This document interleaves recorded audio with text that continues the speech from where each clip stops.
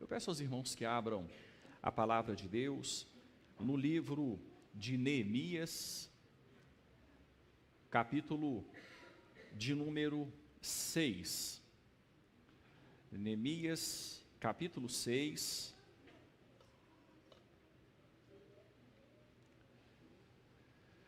Nós faremos a leitura a partir do versículo 15 até o versículo 19.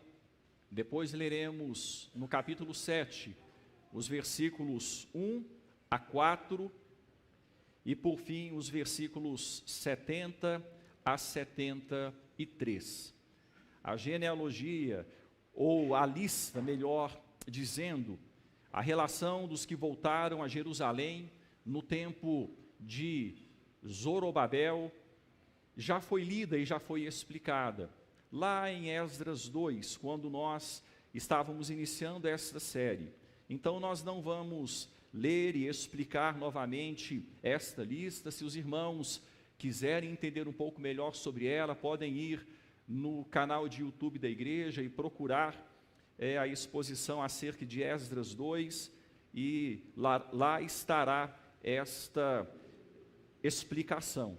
Então nós vamos ler a partir do versículo 15, conforme nós explicamos. Peço a você que com atenção, reverência à palavra de Deus, acompanhe silenciosamente a leitura em sua Bíblia. Acabou-se, pois, o muro, aos 25 dias do mês de Elul, em 52 dias. Sucedeu que, ouvindo-o, todos os nossos inimigos temeram todos os gentios, nossos circunvizinhos, e decaíram muito no seu próprio conceito, porque reconheceram que por intervenção de nosso Deus é que fizemos esta obra.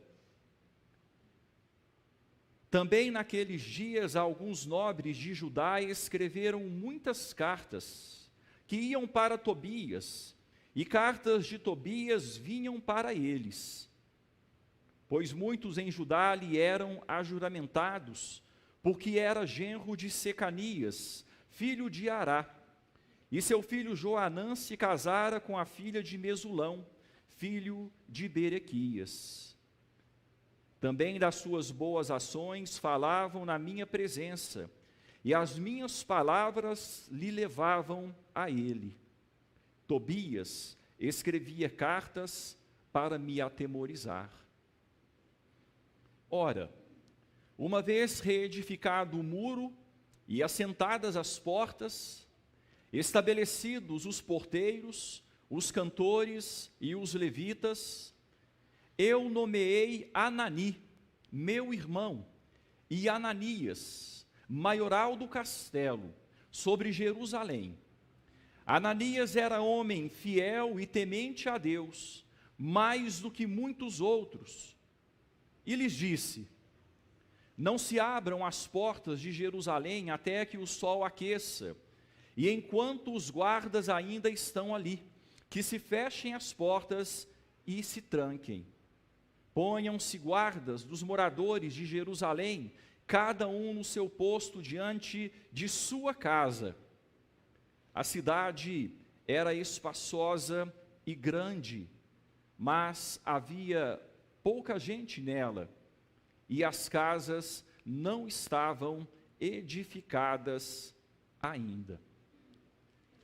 Agora o versículo de número 70. Alguns dos cabeças das famílias contribuíram para a obra.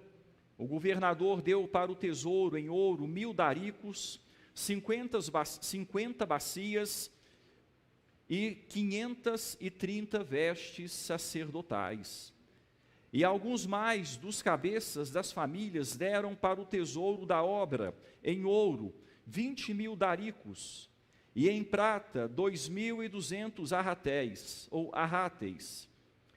O que deu o restante do povo foi em ouro 20.000 daricos, e 2.000 arráteis em prata, e 67 vestes sacerdotais. os sacerdotes, os levitas, os porteiros, os cantores, alguns do povo, os servidores do templo e todo Israel habitavam nas suas cidades. Amém. Irmãos, o texto da palavra de Deus foi lido e que o Senhor mesmo, através dele, fale a cada um de nós. Eu quero ressaltar o seguinte tema para a exposição desta porção das Escrituras: não Neemias, mas Deus. Não Neemias, mas Deus. O reformador alemão Martinho Lutero traduziu o Novo Testamento para o alemão em apenas 11 semanas. E aqueles que trabalham com exegese ou com a tradução dos textos das Escrituras, das línguas originais para o vernáculo do povo, para a língua daquela nação específica, sabem o quão difícil é fazer isso. Às vezes gastamos muito tempo em poucos versículos. Martinho Lutero, em 11 semanas, quando estava foragido, escondido em um castelo, após ser excomungado pelo Papa Leão X, traduziu o Novo Testamento grego para o alemão. Essa obra monumental de Martinho Lutero foi um marco na história da cultura e da língua alemãs, pois tornou a Bíblia acessível ao povo e influenciou a unificação do idioma alemão. Quando nós olhamos para o texto que lemos, vemos que Neemias, usado por Deus, também foi instrumento para a rápida execução de uma obra monumental. Uma obra monumental. Quando nós observamos o versículo de número 15, e lemos que o muro foi acabado aos 25 dias do mês de Elul, em 52 dias, nós ficamos abismados. Foi algo que quebrou recordes, podemos dizer assim. É claro que há outras formas de interpretação, mas a forma de interpretação mais comumente aceita é esta mesma, que após o começo da obra, em 52 dias a obra foi finalizada.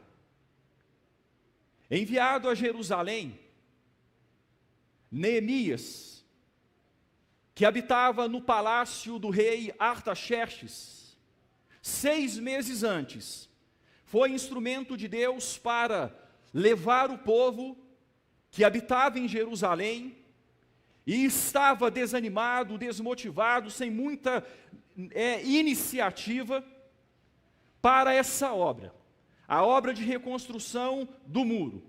Agora então, após 52 dias, algo surpreendente estava diante deles. Tão surpreendente que os inimigos do povo reconheceram que essa obra era obra de Deus. Se você observar o versículo 16, é isso que o texto vai dizer. Quando o texto diz que, ouvindo-o todos os nossos inimigos, e eram em plural mesmo, diversos povos, diversas frentes, ouvindo-o todos os nossos inimigos, temeram todos os gentios, nossos circunvizinhos, e decaíram muito no seu próprio conceito, porque reconheceram que por intervenção de nosso Deus é que fizemos essa obra. Aqueles que tentaram colocar entraves, obstáculos, dificuldades, usando de diversas artimanhas, de diversas oposições, de diversos ataques, aqueles que, de todas as formas, lícitas, ilícitas, honestas, desonestas, tentaram parar a obra. Ao verem a obra concluída, perceberam, reconheceram que aquilo só podia ter sido feito por intervenção divina. Irmãos, aqui eu me lembro do texto bíblico que está lá em Êxodo, quando Moisés foi enviado por Deus para a libertação do povo de Israel do jugo egípcio. E quando Moisés chega lá e apresenta-se diante de Faraó, e Faraó endurece o seu coração, Faraó apresenta diversas dificuldades, e Deus então começa a se manifestar ali na pessoa de Moisés. A gente percebe que houve oposição, a gente percebe que houve obstáculos inúmeros, e no começo havia magos, havia religiosos ali, espiritualistas diante de Faraó, que tentavam fazer o mesmo que Deus fazia por intermédio de Moisés. E nós percebemos então que depois de Moisés, usado por Deus transformar água em sangue, o texto bíblico diz o seguinte: porém os magos do Egito fizeram também o mesmo com as suas ciências ocultas, de modo que o coração de Faraó se endureceu e não os ouviu, como o Senhor tinha dito. A primeira manifestação de juízo de Deus, a transformação das águas em sangue, os magos egípcios fizeram a mesma coisa com suas ciências ocultas. E Deus prossegue. A segunda manifestação de juízo, a proliferação de rãs, uma praga terrível. E o texto diz então, no capítulo 8, versículo 7, então os magos fizeram o mesmo com suas ciências ocultas, e fizeram aparecer rãs sobre a terra do Egito. Eu fico até assim, quando eu leio esse texto, pensando, mas eles poderiam fazer diferente, eles poderiam fazer as rãs sumirem, né? Estava cheio de rãs já, não tinha lugar de encontrar rã, onde elas não estavam, não havia lugar onde elas não estavam, até na cozinha, nas panelas, havia rã para tudo que é canto. Aí o texto diz que os magos fizeram aparecer rãs também. Bom, o versículo 8 diz: chegou o Faraó, Moisés e Arão, e lhes disse: rogai ao Senhor que tire as rãs de mim e do meu povo. Então deixarei ir o povo para que ofereça sacrifícios ao Senhor. Isso os magos não puderam fazer, mas eles ainda, de certa forma, agiram e de certa forma levaram Faraó a ter o seu coração endurecido.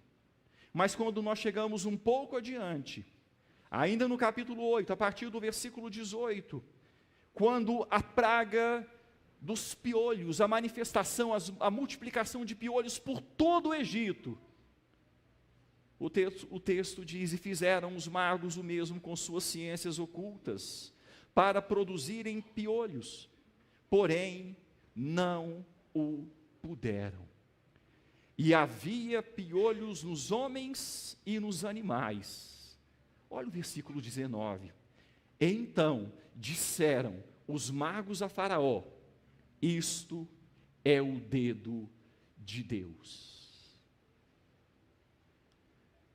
Os magos que com suas ciências ocultas foram até determinado ponto, eles não conseguiram ir além dali, e eles então disseram: isto é o dedo de Deus.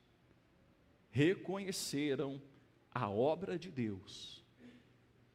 É mais ou menos esse espírito aqui, no livro de Neemias, quando o texto diz: reconheceram que por intervenção de nosso Deus é que fizemos esta obra.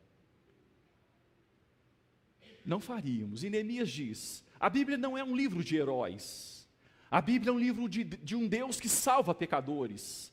A Bíblia não é um livro para tornar célebre o nome de alguns grandes homens. A Bíblia é um livro que mostra que Deus usa homens pequenos e pecadores em grandes obras para o seu reino. E Neemias foi instrumento de Deus, mas mostrou sua fraqueza, mostrou sua dificuldade. No mesmo capítulo 6, nós vimos na semana passada, quando ele fala tantas vezes, olha, eles estavam tentando nos atemorizar, eles estavam tentando fazer as nossas mãos descaírem, eles estavam tentando fazer a obra parar, e ele então ora e diz, agora pois, ó Deus, fortalece as minhas mãos. Eu preciso do Senhor me fortalecendo. Quem é suficiente para isso? Neemias não queria se sobressair como herói. E aqui ele diz, nas suas memórias, então, eles reconheceram. Foi por intervenção de nosso Deus que fizemos essa obra. Era um líder sim capacitado, mas os méritos não eram dele. Nesse acontecimento aprendemos algumas lições acerca da obra de Deus. Eu quero ressaltar então estas lições que podemos aprender acerca da obra de Deus nesta porção das Escrituras. A primeira lição é a seguinte: a obra de Deus avança em meio à oposição. A obra de Deus avança sempre em meio à oposição. Falar do Evangelho, falar do Salvador, falar de Deus, se dirigir a uma pessoa, a um grupo, no evangelismo, seja um amigo, seja um desconhecido, e dizer que ele é pecador, e que se não for pela intervenção de Deus, naturalmente ele está caminhando para o inferno, de sofrimento eterno, é algo que as pessoas não gostam de ouvir. E quando uma igreja com seriedade edifica a sua obra sobre a mensagem do Evangelho, sobre a pedra que é Cristo, e prega o Evangelho conforme exposto nas Escrituras, essa igreja terá a oposição da sociedade. Ela não será uma igreja popular, no sentido que nós entendemos o termo, uma igreja admirada pela sociedade de forma geral. A sociedade vai criticar, a sociedade vai se opor, mais ou menos, dependendo do momento, dependendo da circunstância, mas é isso que acontece. A obra de Deus sempre foi assim, sempre será assim, avança em meio à oposição. E agora a gente vê a oposição aqui no texto, num nome, Tobias. Tobias é um nome hebraico, e pasmem, significa o Senhor é Deus. Talvez fosse fruto de um casamento misto, judeu-amonita, união proibida por Deus. Tobias governava o território de Amon, e foi uma pedra no sapato de Neemias, uma oposição intensa, uma oposição enjoada, constante ali, tentando atrapalhar aquilo que Deus fazia por instrumentalidade de Neemias. Tobias possuía influência sobre uma parcela dos judeus, ele não estava sozinho, a influência dele estava dentro do povo judeu, e usava essa influência para prejudicar. Observe o versículo de número 17, o texto vai dizer o seguinte: também naqueles dias, e aqueles dias aqui englobam todo aquele momento, todo aquele tempo de Neemias, o tempo de reedificação dos muros, o tempo de inspirar o povo de Deus à obra de reconstrução da cidade de Deus. Também naqueles dias, alguns nobres de Judá escreveram muitas cartas que iam para Tobias. E cartas de Tobias vinham para eles. Muitos nobres, gente graúda, gente que tinha influência. E isso se torna ainda mais difícil, tendo em vista o fato de que grande parte do povo judeu naquela época estava em pobreza. E os nobres, aqueles que tinham algum recurso, alguma influência, exerciam domínio sobre eles. Os irmãos viram recentemente pobres que se venderam a judeus ricos. E parte desses judeus eram comprometidos com Tobias. Para os irmãos verem que não era qualquer influência. Naqueles dias, alguns nobres de Judá escreveram muitas cartas que iam para Tobias, cartas de Tobias que vinham para eles, pois muitos em Judá lhe eram ajuramentados, tinham um compromisso formal com ele. Talvez ele fosse credor, muitos devessem recursos financeiros a Tobias, mas mais do que isso, ele era genro de Secanias, filho de Ará, e seu filho, o filho de Tobias, Joanã, se casara com a filha de Mesulão, filho de Berequias, que eram dentre os nobres judeus. E continuando olhar o texto, agora um pouco adiante, quando nós chegamos mais para o final do livro de Neemias, nós lemos o seguinte: ora, antes disso, Eliasibe, sacerdote, encarregado da câmara da casa do nosso Deus, se tinha aparentado com Tobias.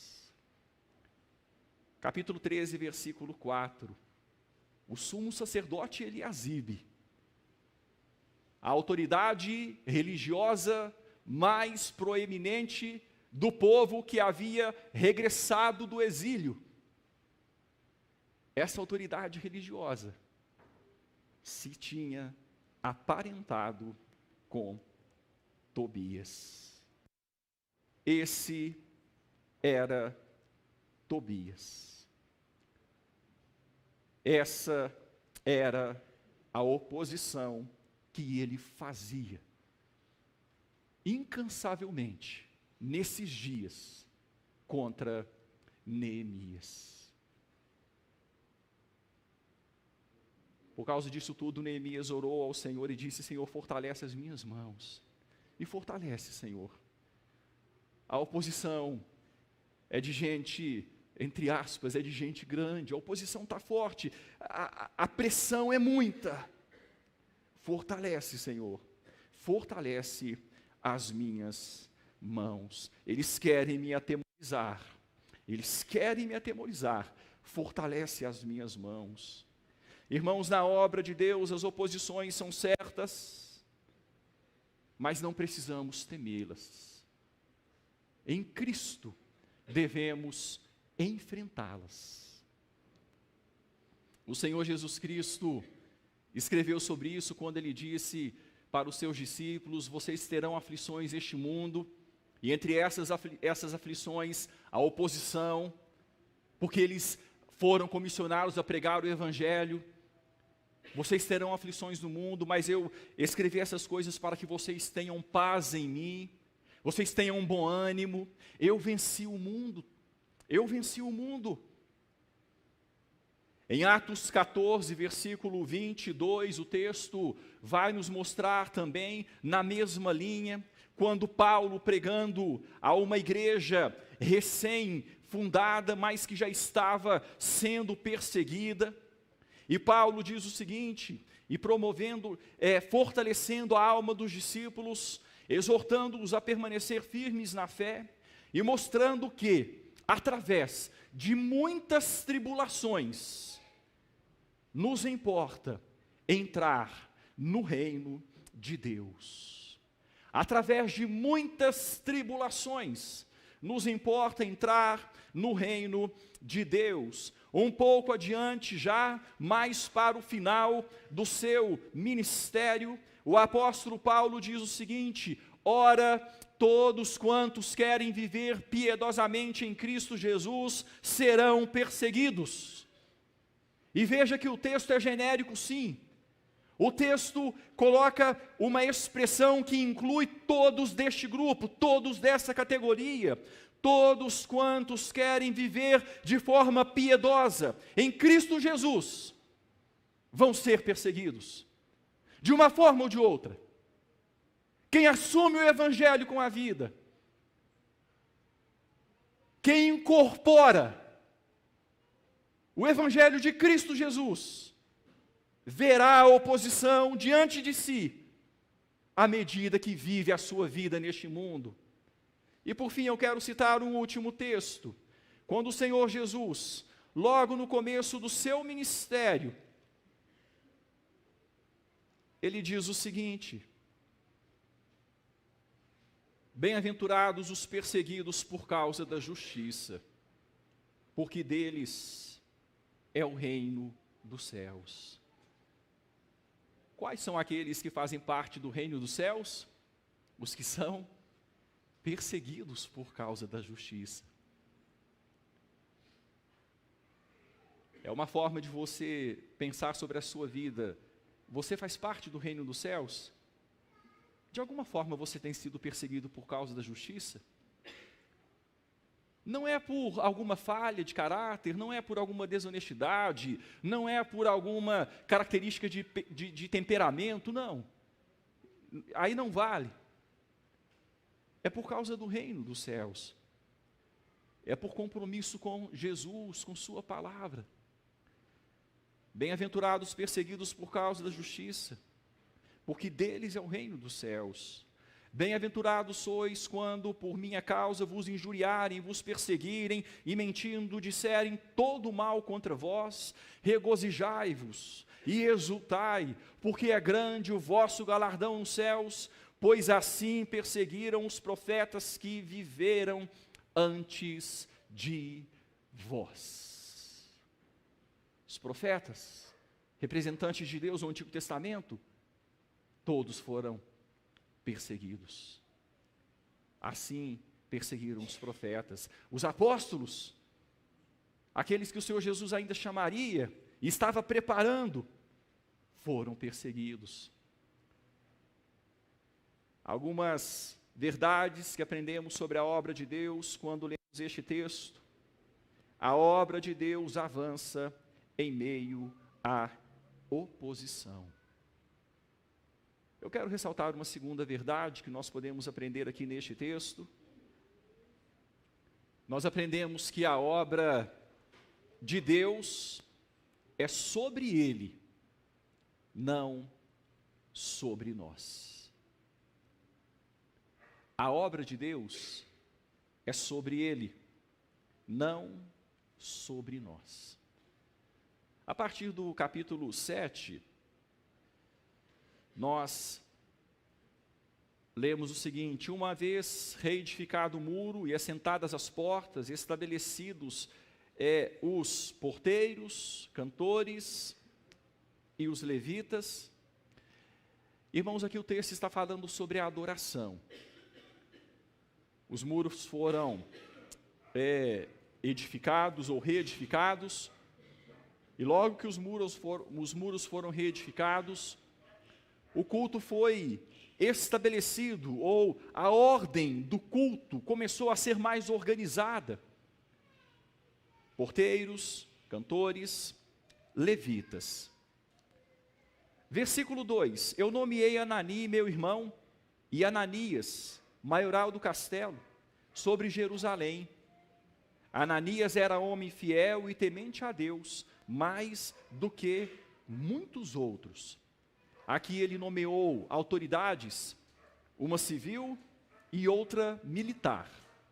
Mas o que eu quero ressaltar é que Neemias, ao nomear essas autoridades, as nomeações foram feitas com base na confiança que Neemias tinha nas pessoas escolhidas, sim, mas sobretudo com base na fidelidade e no temor a Deus por parte dessas pessoas. Ananias era homem fiel e temente a Deus, mais do que muitos outros. Ele precisava se cercar de pessoas de confiança, sim, mas ele precisava se cercar de pessoas que eram fiéis e tementes a Deus. Quando nós prosseguimos e chegamos num ponto interessante, veja o versículo de número 3. E lhes disse: não se abram as portas de quê, irmãos? Jerusalém. Não se abram as portas de Jerusalém. A cidade devia ser guardada com todo o cuidado. A cidade devia ser reedificada, ela estava em ruínas ainda. Poucas iniciativas ainda já haviam sido feitas e bem-sucedidas, o altar, o templo, os muros, mas as casas estavam destruídas. O povo estava morando nas imediações, a cidade ainda estava desabitada. E o texto diz: olha, a cidade precisa ser preservada, vamos tomar cuidado para que ela seja preservada. Não vamos abrir os portões muito cedo, antes que o sol se aqueça, e vamos fechá-los mais cedo, enquanto os guardas ainda estiverem ali, e vamos proteger a cidade, colocar guardas dos moradores, cada um posto diante da sua casa, ou quem sabe, melhor dizendo, cada um posto diante da sua ruína, porque a cidade era espaçosa e grande, mas havia pouca gente nela e as casas não estavam edificadas ainda. Irmãos, a situação ainda era difícil. Mas o que eu quero destacar aqui é o que estava por trás disso tudo. A cidade era qual, gente? Jerusalém.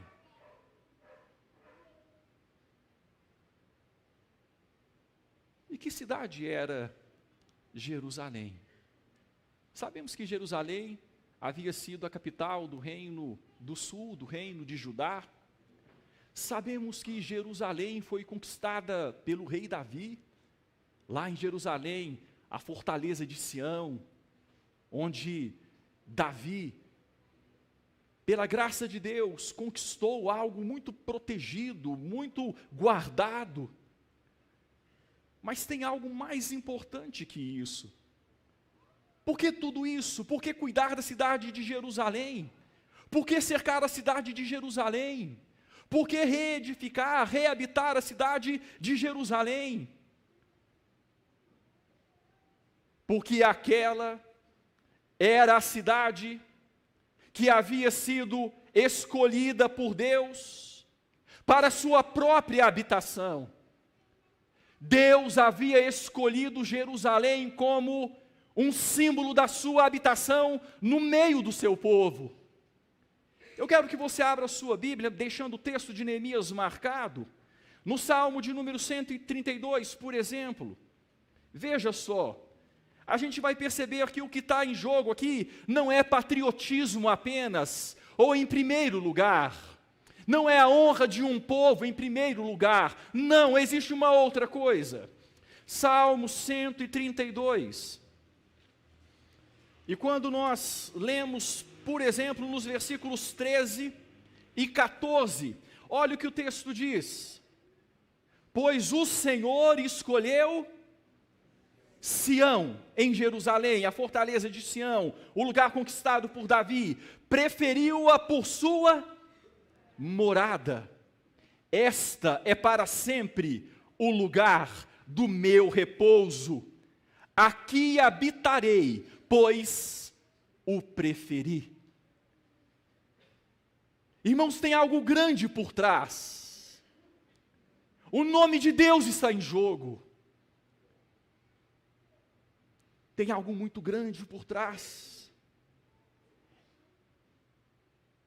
Este é para sempre o lugar do meu repouso. Aqui habitarei, pois o preferi. Continue com o texto de Neemias marcado, quero que você volte comigo para 1 Reis. 1 Reis, capítulo de número 8, na oração de Salomão.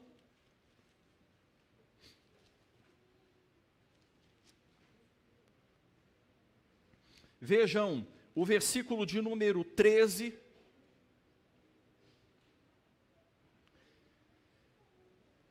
Primeiro Reis 8, versículo 13.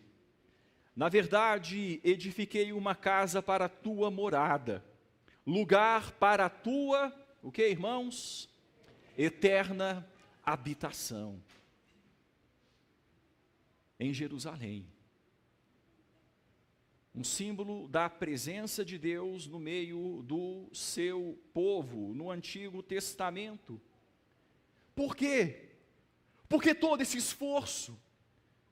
Por que voltar uma viagem de meses de deslocamento para estar nesta cidade toda destruída? Por que enfrentar oposição? Por que reconstruir muros, altar, templo, casas? Por que tudo isso, todo esse investimento? Aquele era o povo de Deus, o povo da aliança. Deus o havia escolhido para a sua glória e louvor. Eles deveriam estar ali em Jerusalém. O culto deveria continuar. A adoração a Deus deveria prosseguir. Aquela cidade deveria prosperar, pois Deus a havia escolhido para ali habitar e ser adorado por seu povo. A obra de Deus é sobre ele, não sobre nós. E quando nós pensamos, irmãos, no Novo Testamento, quando nós voltamos para nós, voltamos para os nossos dias, é a mesma coisa. É claro que tem as diferenças, como nós estudamos na escola dominical, acerca das alianças, tem os símbolos, tem os momentos, a abrangência vai crescendo, e significados novos vão sendo acrescentados, mas a obra continua sendo sobre Deus, não sobre nós. É para Ele, não para nós. Convém que Ele cresça, que nós diminuamos. A Bíblia trata de um Deus grande que salva pecadores miseráveis, um Deus que merece adoração de servos que lhe sejam fiéis e submissos, que se reúnem como súditos de um grande rei, um rei que reina sobre toda a terra, mas que escolheu um povo como propriedade peculiar para si, e Ele tem prazer, se alegra quando esse povo congrega e lhe rende adoração e lhe presta culto. A obra é sobre Deus, a obra de Deus é sobre Ele, não sobre nós. Não há nomes humanos, não há impérios humanos, há pecadores redimidos que se prostram diante do Deus de toda a glória e rendem louvor a Ele. E por fim, irmãos, uma terceira lição que eu quero ressaltar, com base neste texto, é que a obra de Deus é maior do que nós, nosso tempo, nossos recursos. A obra de Deus é maior do que nós, nosso tempo, nosso momento, nossa geração, nossa época, nossos recursos. Aqui a partir do versículo 5 até o final do capítulo 7. Quando nós lemos o versículo de número 5, o texto diz assim: então o meu Deus me pôs no coração que ajuntasse os nobres, os magistrados e o povo, para registrar as genealogias. Percebam, irmãos, que o versículo 5, quando se fala de registrar genealogias, vem logo depois do versículo 4 dizer que A cidade era espaçosa, muito grande, mas havia pouca gente nela. E as casas não estavam edificadas ainda. Então, no versículo 5, ele diz, olha, Deus colocou no meu coração para que eu ajuntasse, para que eu registrasse, junto com os líderes do povo, as genealogias. Então, ele achou o livro da genealogia dos que subiram primeiro. E nele estava escrito. Então, vem aquela lista que nós mencionamos, que se encontra em Esdras, capítulo 2. Praticamente a mesma lista, com algumas poucas diferenças. Uma explicação para as diferenças é que novas informações, principalmente acerca de pessoas que não conseguiram provar sua genealogia na época do retorno de Zorobabel, há quase 100 anos. Já havia tanto tempo assim, há quase 100 anos. Posteriormente o fizeram. Então essas informações foram acrescentadas ao texto. Eu acho essa uma hipótese interessante para falar das poucas diferenças que há entre a genealogia de Esdras 2 e de Neemias capítulo 7. Pode ser, mas isso não é tão importante assim. O fato que eu quero ressaltar é o seguinte: por que é que esta lista é repetida aqui? 2 motivos. Por que é que a lista é repetida? Primeiro motivo, havia um plano para o repovoamento de Jerusalém. Isso está claro aqui. Quando nós vemos o versículo 4 e o versículo 5, aquilo que leva à conclusão do versículo 5. Havia pouca gente na cidade, as casas não estavam edificadas ainda. Então uma pesquisa foi feita, vamos levantar aqui as famílias, vamos fazer um registro genealógico, vamos ver o povo, vamos fazer um alinhamento aqui e vamos fazer um plano de repovoamento. Isso era parte do porquê essa lista está aqui repetida nesse texto, se já aparece lá em Esdras 2. Mas uma outra questão, outro motivo que eu quero ressaltar e acho muito importante, quando esse texto é apresentado aqui, o povo estava tendo o seguinte insight, a seguinte visão: fazemos parte de uma comunidade maior do que nós,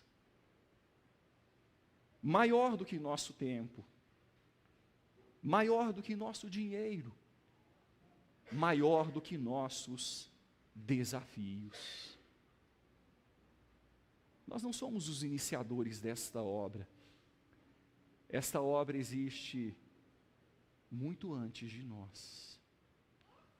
Outros já deram seu sangue, outros já se dedicaram, outros já se doaram, outros já agiram. A obra não começa em nós e não acabará em nós. A obra é anterior a nós e será posterior a nós.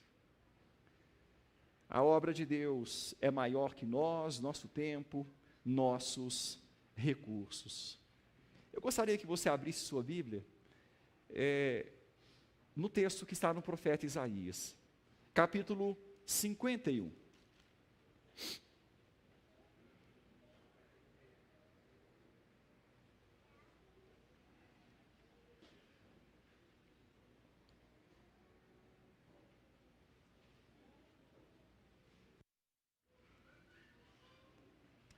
Isaías, capítulo 51. Veja o que o texto diz.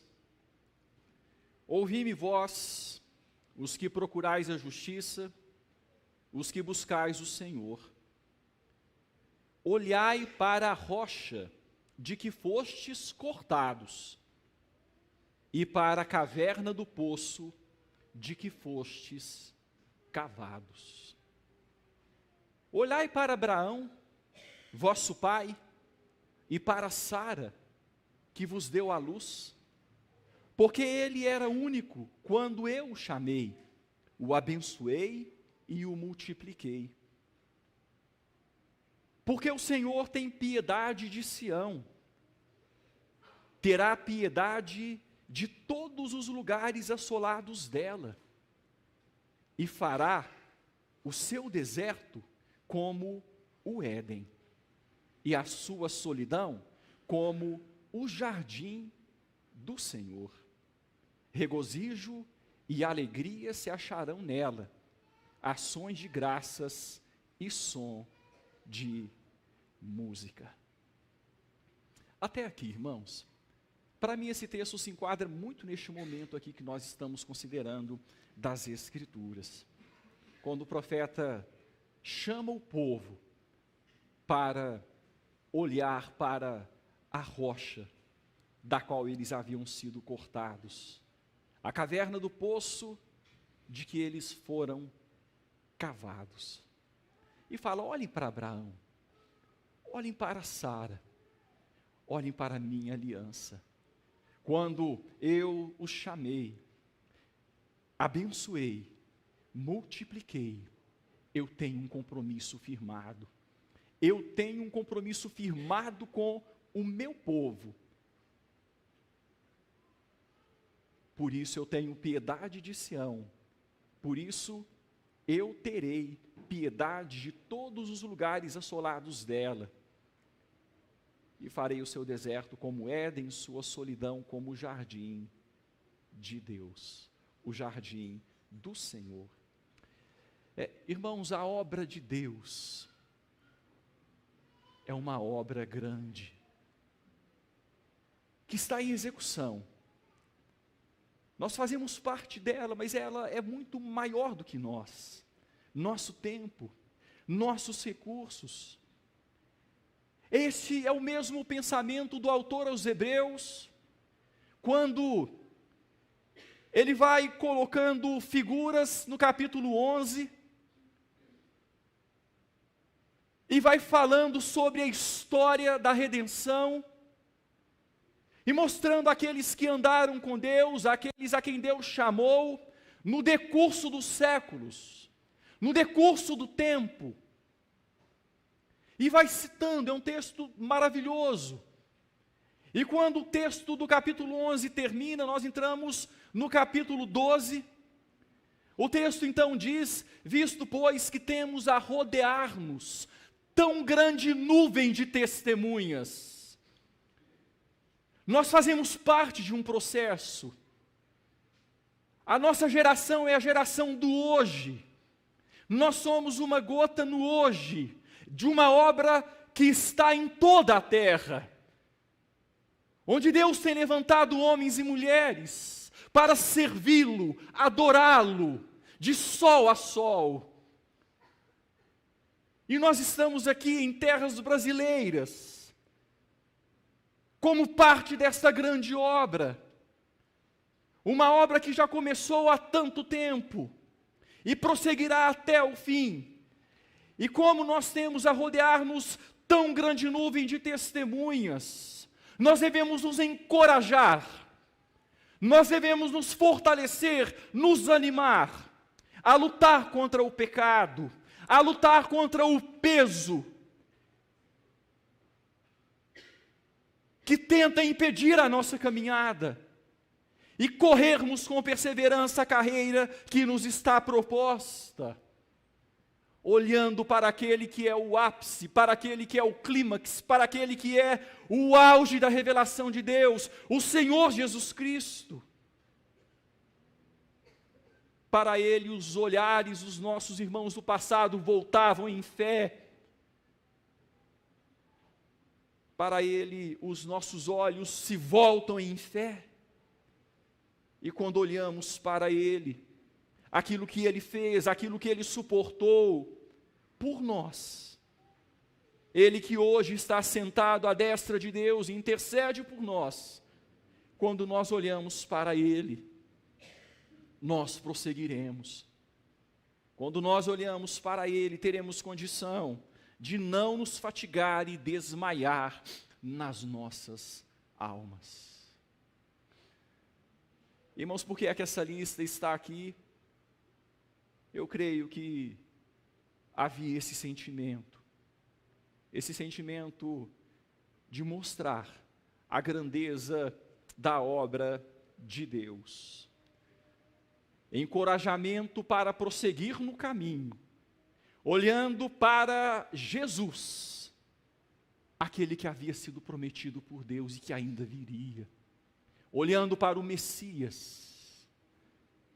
A linhagem genealógica estava preservada, olhando para o Deus que tem um plano eterno, e esse plano hoje, no século 21, nos envolve. Nós fazemos parte dele, e devemos, com toda alegria, entender isso e servir o nosso Deus hoje. Estamos aqui hoje, pensando em Igreja Presbiteriana de Ouro Branco, estamos aqui hoje, mas a obra é anterior a nós, a obra é anterior a mim. Outros chegaram antes de mim, e outros prevalecerão a mim. A obra continuará. A obra é maior do que nós, nosso tempo, nossos recursos. Não Neemias, mas Deus. Não Neemias, mas Deus. Em 11 semanas, Martinho Lutero traduziu o Novo Testamento grego, usando o texto do humanista Erasmo de Roterdã, textos receptos. Em 11 semanas, ele traduziu o texto do grego para o alemão. Uma obra monumental. Falando sobre essa e sobre as demais obras envolvidas no tempo da Reforma, e da qual ele foi um instrumento de Deus, Martinho Lutero disse o seguinte: não fiz nada. Não fiz nada. A palavra fez e realizou tudo. Não fiz nada. A palavra fez e realizou tudo. Martinho Lutero atribuiu o sucesso da Reforma à palavra de Deus, que ele ensinou, pregou e traduziu, e sobre a qual escreveu, e não aos seus próprios esforços ou méritos. Ele reconheceu que a palavra de Deus era poderosa e eficaz para transformar as pessoas e a sociedade. Devido a tudo que aconteceu na época de Neemias, o povo reconheceu que por intervenção divina se havia feito o que foi feito. O povo reconheceu. Irmãos, que em nossos dias, Deus nos dê a alegria de ver sua obra prosperando entre nós, e que, como Neemias e Lutero, atribuamos todo o resultado a Deus.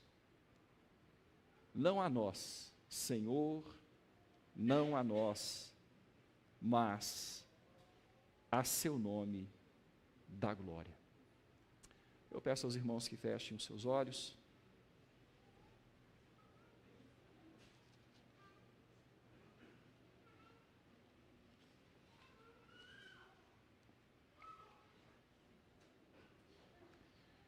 Nós vamos ter, irmãos, um tempo de oração. Enquanto estivermos orando, eu quero convidar os presbíteros presentes a virem até o altar do Senhor. Em seguida, nós vamos ministrar a ceia.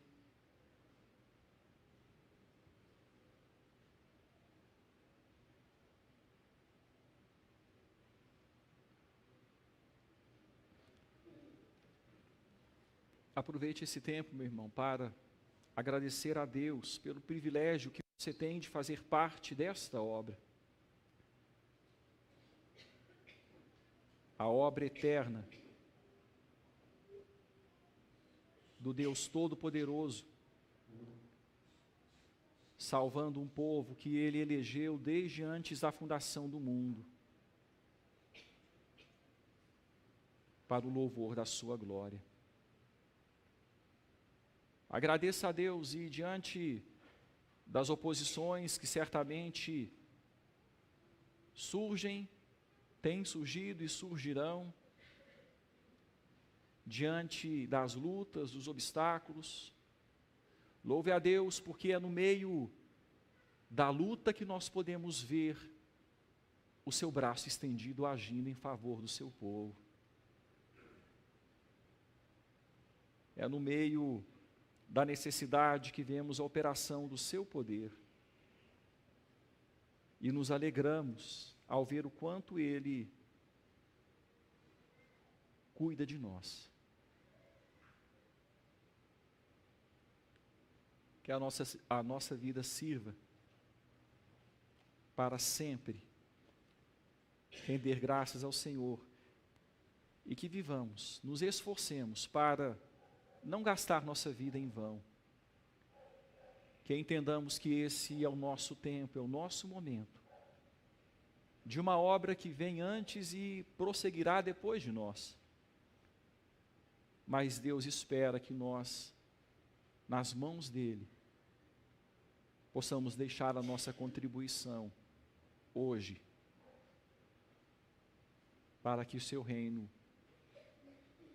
avance.